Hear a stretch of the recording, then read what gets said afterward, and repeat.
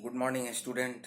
Today we will read history. We will read history, a very much important chapter, that is nationalism in India. Nationalism in India, that you already read in the previous classes, but the last phase, okay, as you know, the national movement that is divided into three phases, okay, the moderate phase, extremist phase, and the Gandhian phase or the Gandhian era, okay.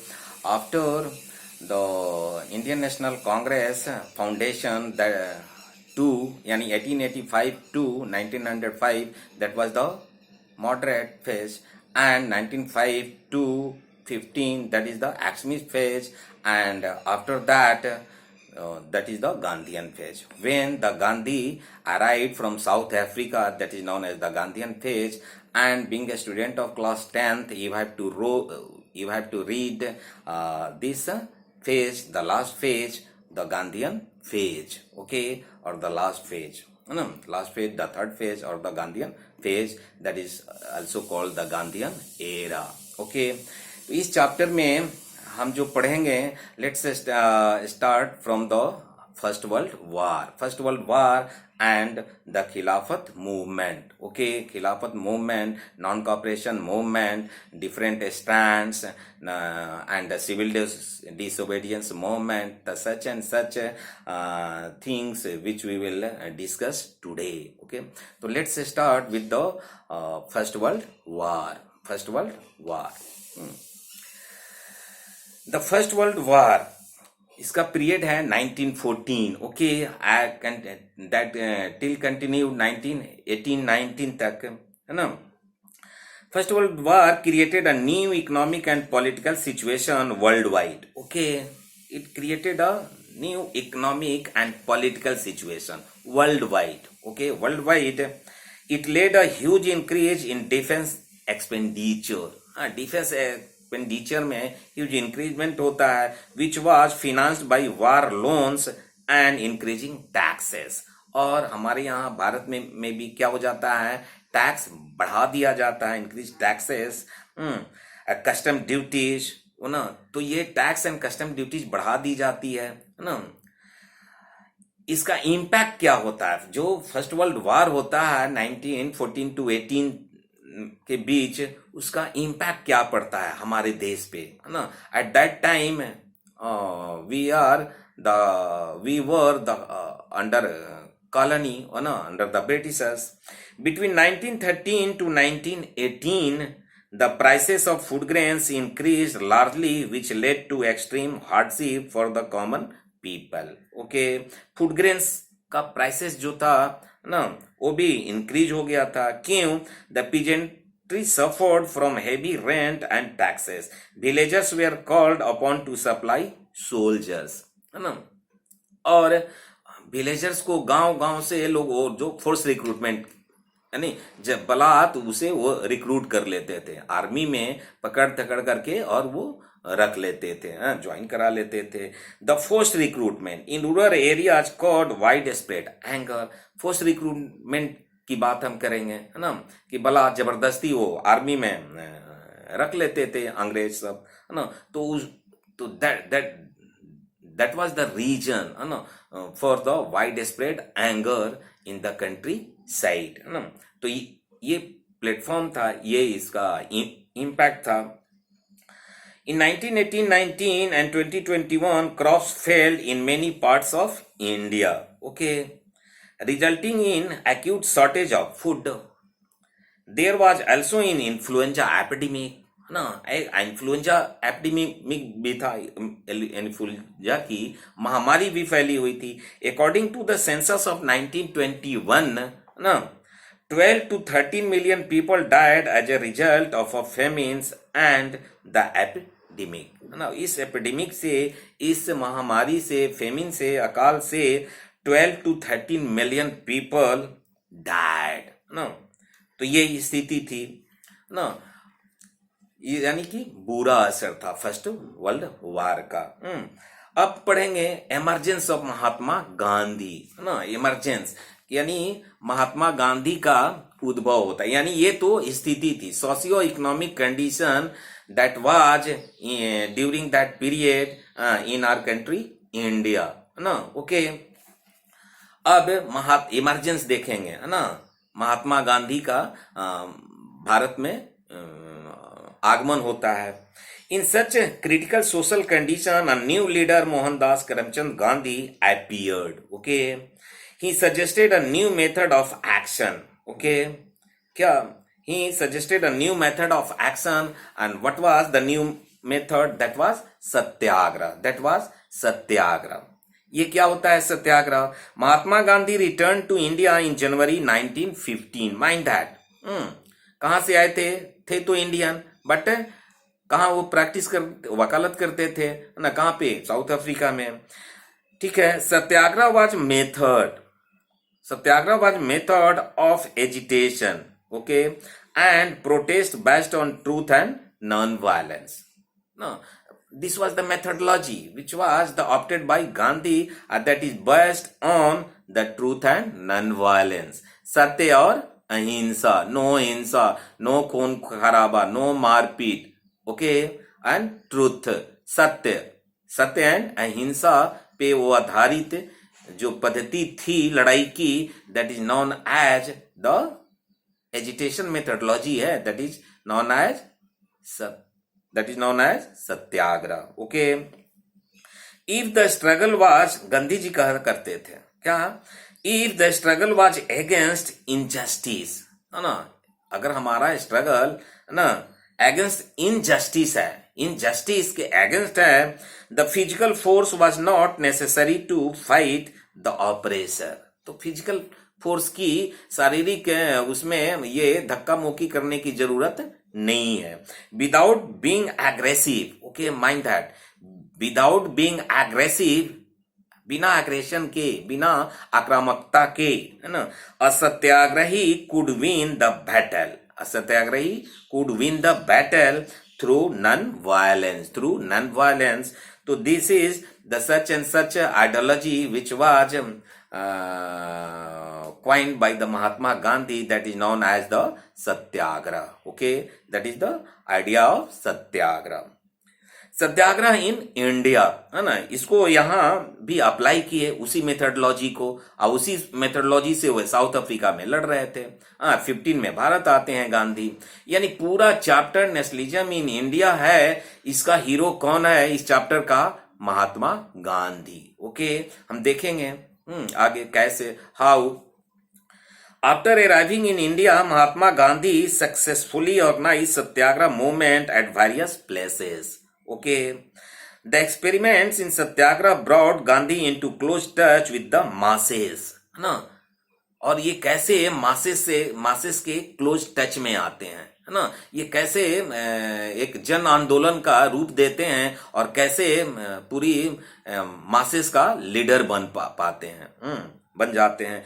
Both the peasants in the rural areas and the workers in the urban areas, चाहे वो गांव हो या शहर हो, है ना, ये हर जगह मास मूवमेंट को ले जाते हैं, है ना, और उसका नेतृत्व करते हैं। Some places where satyagrahi really affected the society are given, ना, बिलो। क्या फर्स्ट है जिसमें, mind that, Champaran 1916, Kheda 1917 and Ahmedabad 1918. After visiting India, Gandhi started the Satyagraha movement, which was the first was the Champaran in Bihar in 1916, and Kheda in Gujarat in 1917, and Ahmedabad in also Gujarat. Okay, but पहला जो था वो peasantry था, ये क्या है? Meal worker है ना, 1918। तो 16, 17 एंड 18 ना, ये 3 जगहों पे अपना सत्याग्रह आंदोलन चलाते हैं गांधी। चंपारण की अब बात करते हैं। In 1916 Gandhi ji travel to Champaran in Bihar to inspire the peasants to struggle against the oppressive plantation system, indigo, you know. तो वहां प्लांटेशन जो सिस्टम था, इंडिगो का प्लांटेशन था, वो that was the oppressive system, है ना। वहां से त्राहिमाम कर रहे थे वहां के कल्टीवेटर, है ना। Here, indigo planters were oppressed to grow indigo and sell it at price fixed by the European owners. तुम प्रोड्यूस करोगे, but you have to sell at that price that is fixed by the European. तो ये तो जाती हो गई, ये तो गलत है. या सही है? गलत है, बिल्कुल गलत है. Like that. अब खेड़ा की बात करेंगे. Gujarat 17. In 1917, crops failed in Kheda district of Gujarat. People were suffering from shortage of food and plague epidemic, so they asked for a relaxation. है ना? इसलिए एपिडेमिक से परेशान थे और क्रॉप्स वहां फेल्यूर हो गया था, है ना? और तो क्या चाह रहे थे? रिलैक्सेशन चाह रहे थे. Relaxation in tax. Okay, relaxation और reduction in the land revenue. And reduction in the land revenue. So this was the status there. Gandhiji supported the peasants and advised them not to pay revenue till their demand of its remission was met. Okay, तो गांधी वहां जा करके कृषकों का बल बढ़ाया, सहयोग किया. एंड अहमदाबाद 1918, है ना? In 1918, Mahatma Gandhi interfered in a dispute between workers and cotton mill owners of Ahmedabad. No, mill worker है ना अहमदाबाद में. तो 16, 17 and 18 इसको आप लोग ध्यान पे में रखेंगे. And the next, that is the Rowlatt Act 1919. Rowlatt Act 1919. What do you know about this act? Rowlatt Act gave the government enormous power. No, this act gave the enormous power to the government to repress. Okay, to repress the political activities. Okay, this act gave the enormous power to the government, no, to repress the political activity. Okay. According to this act, the political prisoners could be detained in prison for 2 years without any trial. Okay, without any trial, Gandhiji decided to try to oppose it with satyagraha. That's why this act was opposed by the under the leadership of Gandhi. Okay, that was the unjust law. That's why, no, that's why. And then क्या होता है? 6 अप्रैल 1919 was observed as a Satyagraha day ना. when जब लोग आंदोलनरत हो जाते हैं उस एक्ट के अगेंस्ट में, that was the unjust law, और मार्शल लॉ लागू हो जाती है. And the General Dyer took command, और जनरल डायर कमांड संभाल लेता है. उसके बीच जालियावाला बाग मैस्कर होता है. Jallianwala Bagh incident. Okay, the 13th अप्रैल 1919, ना, मस्ट लर्न दैट. ये क्या है? On the 13th April 1919 a large crowd gathered in the enclosed ground. Okay, enclosed ground of Jallianwala Bagh. Okay, it was an enclosed area in Amritsar. Amritsar कहाँ है? पंजाब में. Okay, some people came here to protest against government repressive measures, while some came to attend the annual Baisakhi fair, है ना.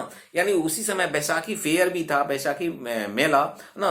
तो कुछ लोग तो उस फेयर को अटेंड करने के लिए वहां जमा हुए थे, और कुछ लोग जो ये था रॉलेट एक्ट था उसको विरोध में खड़े थे, है ना. दोनों तरह के लोग थे, जिसमें महिलाएं भी थी, बच्चे भी थे, है ना. हर तरह के लोग थे वहां पे. Like that. Many of them were unaware. They were unaware of the martial law that was impose. और उन्हें जानकारी नहीं थी कि मार्शल लॉ अपोज हुआ है ना. गांव से लोग जुटे हुए थे वहां पे, उनकी जानकारी नहीं थी. A General Dyer enter the area, blocked the exit points and opened fire on the ground and killing hundreds. और killing hundreds, है ना, killing hundreds. तो ये था Jallianwala Bagh massacre. Satyagrahis were forced to rub their nose on the ground, crawl on the streets and do salute to all sahibs. ना, इस तरह से वे अंग्रेज परेशान करते थे पीड़ित करते थे इंडियंस को। अब खिलाफत मूवमेंट है ना, खिलाफत मूवमेंट की बात करेंगे। ये क्या है? Khilafat movement during the Rowlatt Satyagraha, mind that during the Rowlatt Satyagraha Mahatma Gandhi felt that need to launch a more wide movement in India. उसी के ताक में थे रहते गांधी जी कि कैसे इस मूवमेंट को मास मूवमेंट दिया जाए। Mass movement you know a large movement है ना, large and large involvement of the people. Okay, but he was sure that no such movement could be organized without bringing the Hindus and Muslim closer together। और वो large movement, एक mass movement तभी होगा जब यहाँ के हिंदू और मुस्लिम दोनों समुदाय एक साथ में आएंगे, तब ना गांधी जी की सोच थी। अब तब तक one way of the doing this he felt was to take up the Khilafat issue, है ना, और वहां खलीफा अगेंस्ट खलीफा, तुर्की, यू नो। तो कजेज ऑफ खिलाफत मूवमेंट, क्या कारण थे खिलाफत मूवमेंट का, क्या कारण था? What were the causes? Okay, the first world war had ended with the defeat of Ottoman तुर्की, है ना। फर्स्ट वर्ल्ड वॉर खत्म होता है, ऑटोमन तुर्की की डिफीट होती है, हार होती है, and there were rumors that a harsh peace treaty was going to be imposed on the Ottoman Emperor, okay, who was the spiritual head Khalifa, you know, of the Islamic world। ऐसा था, ये rumor था। The Muslim of India decided to force Britain to change her Turkish policy। तो India में जो मुस्लिम थे वो ये डिसाइड किए कि ब्रिटेन को इस पॉलिसी को, तुर्की जो पॉलिसी जो ये ऑप्ट किया, जो हार्श ट्रीटी है जो इम्पोज किया जा रहा है तुर्की से सुल्तान पे, है ना, स्पिरिचुअल लीडर पे, तो there decided to change that policy ना। A Khilafat committee was formed. Okay, a Khilafat committee was formed under the leadership of the Muhammad Azad, Hakim Ajmal Khan, and Hazrat Mohani. Must learn all the names. No, Maulana Azad, Hakim Ajmal Khan, and Hazrat Mohani. 3 names. And the Ali brothers. A young generation of Muslim leaders like the brothers Muhammad Ali and Shaukat Ali, no, commonly known as the Ali brothers, began discussing with Mahatma Gandhi। Okay, वे महात्मा गांधी से discussion शुरू किए।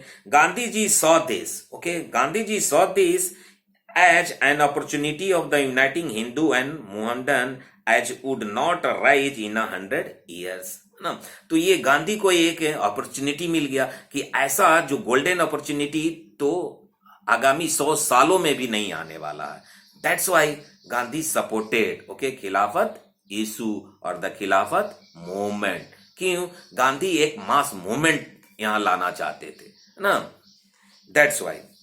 अब बात करेंगे non cooperation movement, असहयोग आंदोलन 1920। Okay, this non cooperation programme was launched in 1920। Non cooperation movement in support of Khilafat as well as the Swaraj was started. तो non cooperation, असहयोग, there is no need to cooperate the Britishers ना, तो शुरू किया गया खिलाफत को और स्वराज को लेकर के।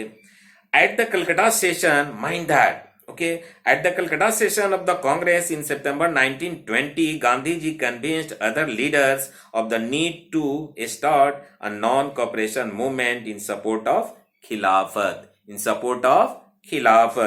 and decided to start a satyagraha on the Khilafat issue.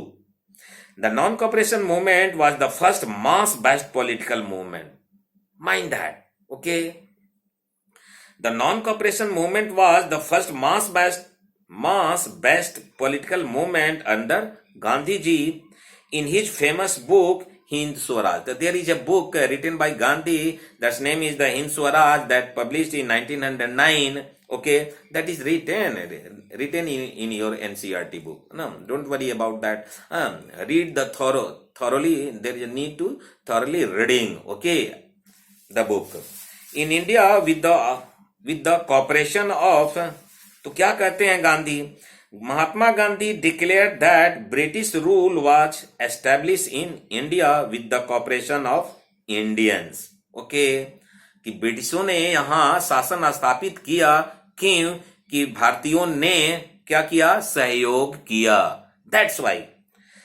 And had survived only because of this cooperation. हमने सहयोग किया, इसलिए वे यहाँ established हैं और रूल कर रहे हैं. If Indian refuse to cooperate, okay, अगर हम रिफ्यूज कर दें सहयोग करने से, कॉपरेट करने से अगर रिफ्यूज कर दें, मना कर दें, British rule in India would collapse, है ना? तो कलैप्स हो जाएगा, धराशायी हो जाएगा, धराशायी हो जाएगा. Within 1 year and Swaraj would come. Within a year that collapsed and Swaraj would come. ना, तो such and such things that is written in the book Hindu Swaraj. Okay, who? Mahatma Gandhi. ना, अब आगे देखेंगे non cooperation के बाद वो है द डिफरेंट स्ट्रेंड्स. ये क्या है? The differing strands with in the movement, है ना? भिन्न भिन्न स्ट्रेंड्स के लोग हैं. Various social groups participated in the movement. Okay. अब हम क्या चर्चा करने जा रहे हैं? We are going to discuss about the different strands. Okay, different strands within the movement. Okay, various social groups participated in the movement with their own specific aspiration. हर लोग का, हर समूह का अपना अपना aspirations है. That's why they participated. They participated in the movement. All of them responded to call of Swaraj, but the term mean different things to different people. सबका अलग अलग स्वराज का मीनिंग था ना. किसान के लिए स्वराज कुछ, शहर के बिजनेस व्यापारी के लिए स्वराज कुछ, प्लांटेशन वर्कर के लिए स्वराज कुछ, ट्राइबल पीपल के लिए स्वराज कुछ, लाइक दैट, है ना. The movement in the town. तो let's start with town. Okay, town people. The movement started with middle class participation in the cities, है ना. यहाँ यानी सिटी से वो किसका पार्टिसिपेशन हुआ मूवमेंट में? Middle class. Okay, middle class. Thousands of students left government schools and colleges, है ना. हजारों students left the schools and colleges. Headmasters and teachers resigned and lawyers gave up their legal practices. Okay, the council election were boycotted in most provinces except Madras. लेकिन मद्रास में boycott नहीं हुआ, वहां लोग participate किए. Where the Justice Party, mind that, where the Justice Party, the party of the non-Brahmins, okay, felt that entering the council was one way of the gaining some power. That's why, है ना. Economic effect देखेंगे, यानी non cooperation जो movement था, असहयोग आंदोलन जो था, है ना, उसका आर्थिक क्या प्रभाव पड़ता है. Foreign goods were boycotted, liquor shop picketed, and foreign clothes were burnt. The import of foreign clothes declined to half between, this is the factual information, okay, so there is need to learn that, 1921 to 1922, and its value dropped from 102 crore to 57 crore rupees. ना, just half हो जाता है, और इसका value कितना होता है? 102 से 57 करोड़. ठीक है. As the boycott movement spread, people began rejecting imported clothes and wearing only Indian ones. That is the khadi. Okay. Slowing down the movement. लेकिन movement ये तो हुआ, इतने लोग बढ़ चढ़ करके जो मिडिल क्लास था वो पार्टिसिपेट किया, लेकिन स्लोइंग डाउन, है ना, वो अब वो कम हो जाता है. क्यों? देखेंगे. Khadi cloth was more expensive than mill clothes. That's why, है ना. That's why, and poor people could not buy it. Poor people can afford that. No, that's why. So boycott or foreign goods could not continue for long. इसलिए लंबा समय तक वो continue नहीं कर पाया. Similarly, boycott of foreign institutions too posed a problem. No alternative institution were set up in their place, so the teacher and the students finally had to resume their studies and job in government school. Lawyer joined back in government courts. तो सबको अपना back to Pavilion आना पड़ा. अब next जो देखेंगे ये तो सिटी साइड का पिक्चर था. अब नेक्स्ट जो देखेंगे डिफरेंट स्टेट्स के अंदर वो है rebellions in the country side. अब गांव की तरफ रुक करते हैं. From cities, the non-cooperation movement spread to the countryside. Mind that. In Awadh, okay, must learn that. If you are going to talk about the countryside, never forget the name Awadh and the Baba Ram Chandra. Okay, Baba Ram Chandra, must learn that. From cities, the non-cooperation movement spread to the countryside. In Awadh, the peasant movement developed under the leadership of Baba Ramchandra. Okay, a sannyasi. Baba Ramchandra, a sannyasi. Earlier, he was an indentured laborer in Fiji. You know, this peasant movement demanded reduction of revenue. ये जो peasant movement था, जो किसानों का जो movement था, वो क्या डिमांड कर रहा था? रिडक्शन ऑफ रेवेन्यू ना, राजस्व में रिडक्ट करो, कम करो ना, रिडक्ट करो. एंड एबोलिशन ऑफ बेगार, और बेगारी प्रथा को खत्म करो. बेगार यू नो ना, वर्क विदाउट वेजेस, बेगार को खत्म करो. And social boycott of oppressive landlords.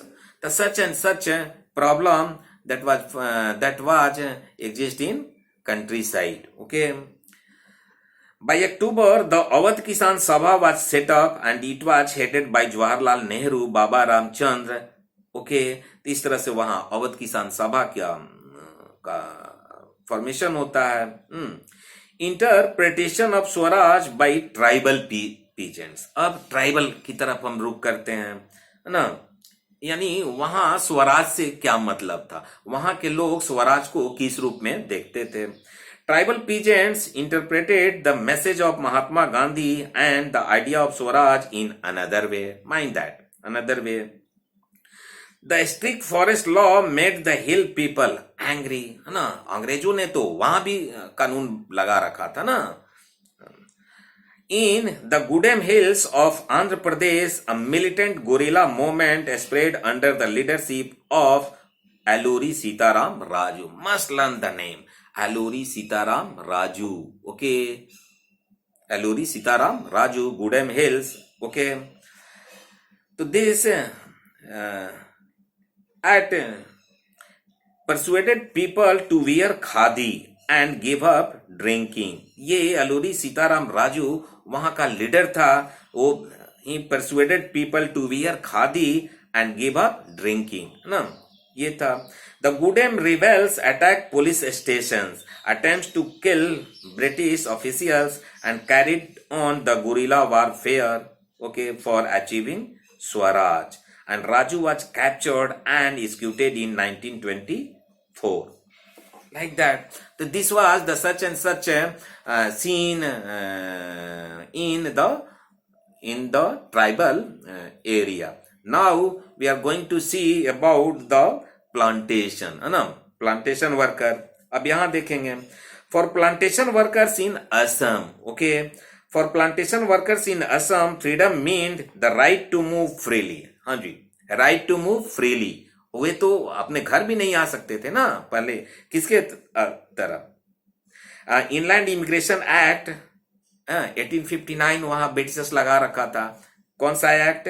Inland immigration act. Inland immigration act के तहत no one can move freely. Okay, लेकिन वे क्या सोचने लगे? वो सोचते थे for plantation workers in Assam freedom mean the right to move freely.